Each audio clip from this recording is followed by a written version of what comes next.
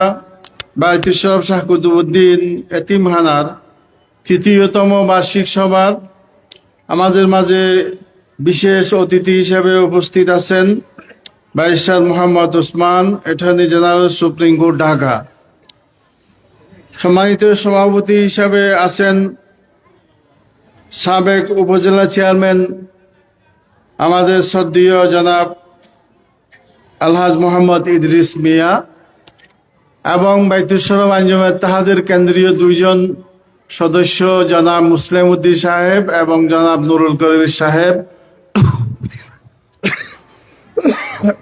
হযরত উলামায়ে কেরাম, উপস্থিত বিরাদরান ইসলাম,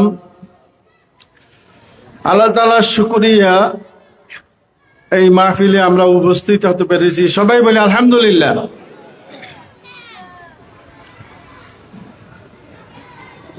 ইসলাম ধর্মে লেখাপড়ার গুরুত্ব অপরিসীম। পৃথিবীর আর কোনো ধর্মে এরকম গুরুত্ব দেওয়া হয়নি।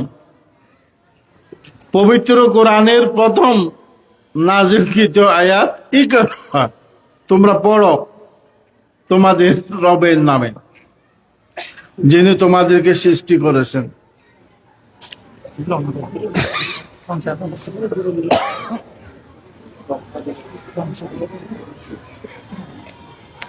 কিন্তু গরম।